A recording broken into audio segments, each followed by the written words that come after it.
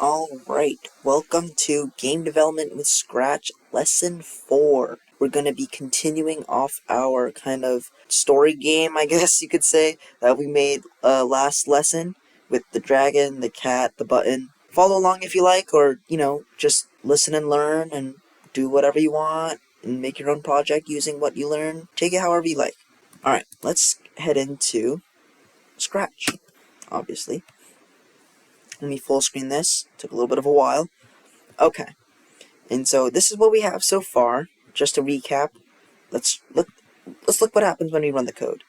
The cat very loud. Okay. The cat kind of walks over, hits the button, changes color, the dragon appears, asks us a question. Do I know this cat? Yes or no? We'll say yes. Roar with the fire breathing. That's what we got so far. Pretty good. Alright, so now what I want to do is, let's build off the dragon, right?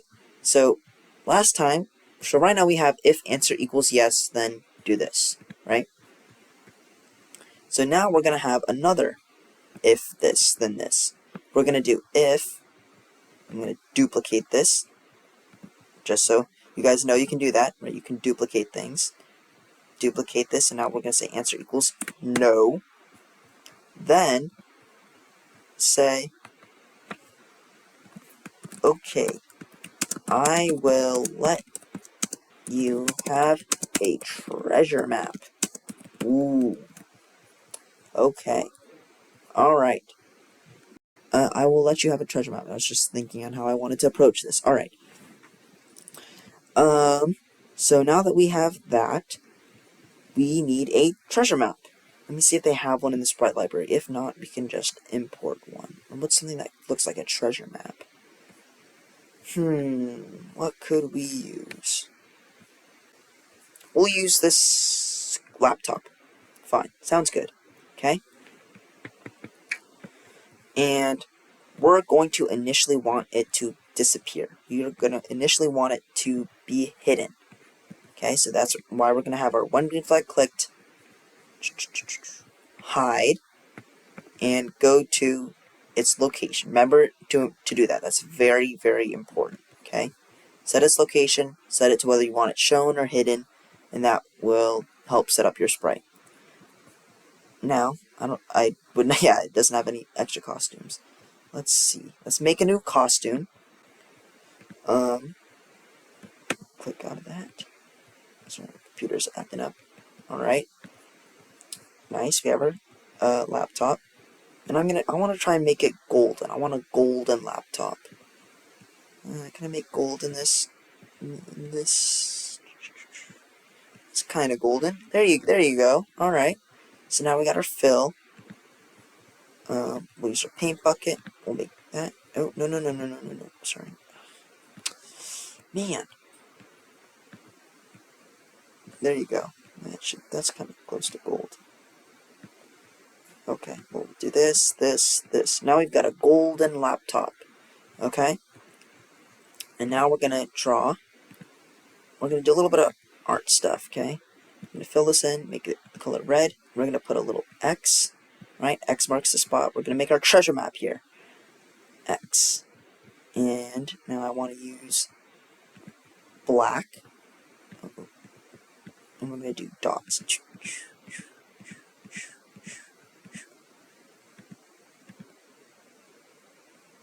This is going to be our treasure map for now. Alright. You know what? Looks pretty good to me. So, I want it, actually I'll keep it shown for now. I want it in its first costume at the beginning, right? Same thing we did with the cat. We set the initial costume and location, right? So I'm going to click on this, and that's what it'll do. I'm going to click on it to show itself again. It should show itself. Doesn't look like it's working. Let me click on this. Oh, that's because this is custom. Sorry, it should be a laptop. There you go. There you go. Okay, now that... Oh, sorry. Let me show. There you go. Okay, great. All up to date. Alright. So now, what I want this to do is I want this laptop to kind of act like the cat, I want it to glide down towards the cat, right? But I only want that to happen after the the dragon says, okay, I will let you have a treasure map. And we're going to use, as you guessed, a broadcast, right? We used that previously with the orange cat to the dragon. It's like an invisible message that it sends in order to tell another sprite or another backdrop or something else to run certain amounts of code, right? And so we're going to broadcast. We don't want message 1. We'll create a new message, and we'll say treasure. That's going to be the name of our new message. Okay. And so now we have this laptop, and we're going to say, when I receive treasure, I want to glide on down to, hold on, let me run this thing. Let me see where everything ends up. Okay. So, I want it to glide down right here. Glide to here, glide 1 second to here. We'll do 1.5 seconds. Basically makes the gliding animation longer. That's all it does. I also want to set its size to 80. We'll make it a little bit smaller. Actually, you know what? That's fine. Alright. So, now when we have that, it'll glide, and it should show, right? Obviously, we want the user to see our laptop, or our treasure map, whatever you want to call it, and we're going to change the costume to laptop 2. It'll be the golden treasure map that we all... Actually, you know what? I'll do something a little bit different, okay? I will broadcast a message back to the cat, and it'll be... What should I call the message? I'll call it... switch treasure. And so, the orange cat, when I receive switch treasure, the cat will say, this isn't a treasure map, this is a laptop. Right, he's going to be very expressive about that. Okay, and then it's going to broadcast a new message, right? You can see how important broadcasts are because they communicate with sprites and they kind of dictate the flow of code and the flow of time. It's very important. And it'll be costume to laptop. So you're going to broadcast that message, and when I receive costume to laptop, switch costume to laptop 2. And it'll say, ta-da, ta-da, like that. Alright, again, nothing we haven't learned yet, just simple additions to our code. So let's see what that looks like. No, I don't know the cat.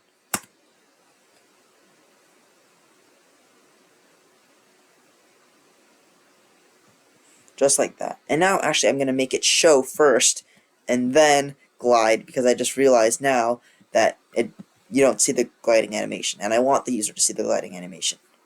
Alright, so now, let's see. We've used all kinds of blocks, and now I'm going to help use the backdrop. Okay, I'm going to start switching the backdrop now, because I feel like the backdrop is a very important aspect of sprite code, and I want to help add on to that. Okay, so we're going to choose a canyon. That looks cool. And I'm going to move some things around. Okay, after this, right, after it says ta-da, it's going to broadcast a new message, and that message is going to be phase 2. New setting, right? Everything's going to be new. Oh, sorry. Phase 2. And when you receive phase 2, believe it or not, the backdrop actually has code, right? And it's going to be when I receive phase 2, it will switch backdrop to canyon. But initially, again, when the green flag is clicked, I want it to be the desert. Alright, everything's looking great. And so it's going to be phase 2. For the button, I want the button to be gone. I do not want the button to be here. when backdrop switches to canyon, right? Or I could also just do when I receive phase 2, doesn't really matter. When backdrop switches to canyon, hide. And the dragon I also want to be hidden. And so here's another very, very useful tip, is your backpack.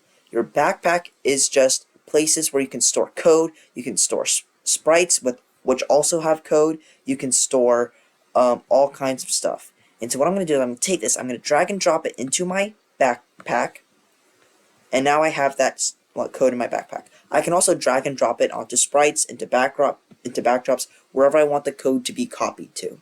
But for now, I'm going to do it through my backpack because I just want to showcase just how cool this feature is, right? So I'm going to put this, I'm going to drag it from my backpack into here. And so you can see how it's just basically, the backpack is just basically like a little library full of code or sprites. You can store information and take it out and distribute it all wherever you want. And this, in your backpack, as you can see, I've got code from other projects, right? I've got stuff from all other things. The backpack stays with your entire account. So it's not limited to just one project. I can access this, access my code whenever, wherever I want. Whatever project I'm making, I can always use it. So if there's a piece of code that I love that has this really cool command or does this really cool thing, I can apply it to as many projects as I want. Alright, let's hit a save. And I'm going to move the cat. I'm going to move it over here. I'm going to change its color again, right? So we're going to do events, because events kickstarts your code when backdrop switches to canyon. Looks, we're going to increase the size, change size by 10. We're going to change color effect, and we're going to go to this location over here. Actually, we'll move it over here. Bottom right corner.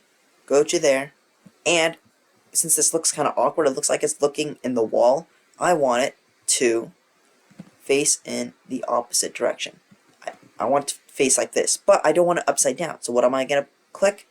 This thing. There you go. So now it only faces either left or right and does not go upside down, which is very, very helpful. So that's why I'm going to say point in direction -90. Doesn't really matter. Negative. Point in direction. Actually, it gives me a little wheel. Yeah, -90. And since I'm changing the direction it faces, obviously, I have to point in direction 90 initially. Right? Very, very important. Okay. Let's see how this looks like. And I'm going to keep the laptop right here. So that means when I receive... So after I broadcast the phase, I'm going to go to here. Alright, let's see what this looks like. Plays the bonk sound. No, I don't know the cat.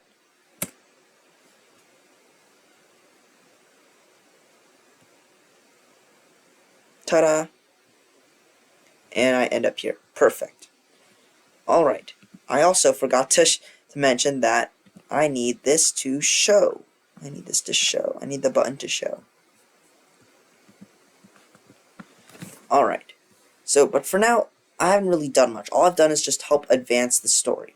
So now, I'm going to say, if the cat is touching the mouse pointer. Actually, here's what I'll do. I'll use this key space press. As you can tell, this will check if a certain key on your keyboard is pressed, right? And so now I'm going to say if, or I'm going to use my if key space pressed, then I want to, this will be like a little Easter egg. This will be pretty fun. Then I'll say hello, right? This will be after it switches to Canyon, and it'll say print, or sorry, not print, press space for a surprise.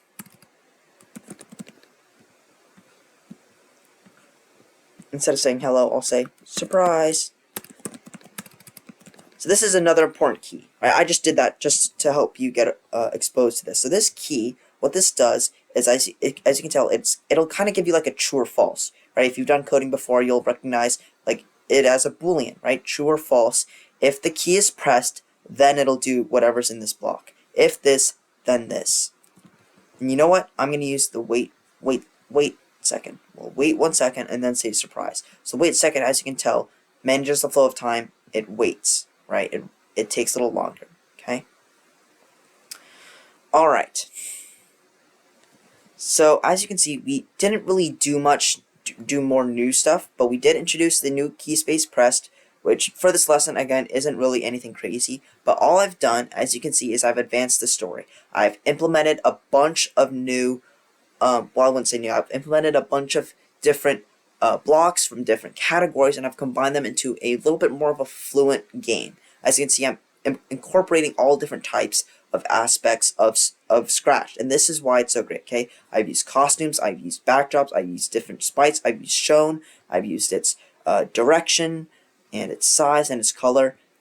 This is what I'm going to start advancing on, and this is what we're going to start polishing into an actual, thing that can be run and interacted with the user. So that's it for now. I'm sorry that there wasn't, a lot of learning, there wasn't a lot of new stuff, but that's kind of the gist of Scratch, is knowing what to do and how to do it. And so you're going to be using, as I said before, a lot of broadcasts. If you're using games, those are going to be very, very important, because those tell different sprites, different aspects, what to do and when. So we're going to save, and let's run it just to see what we've got so far. No.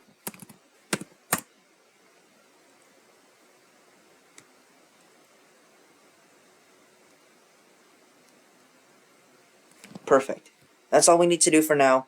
Thanks for watching. In tomorrow's lesson, we'll get some more stuff done.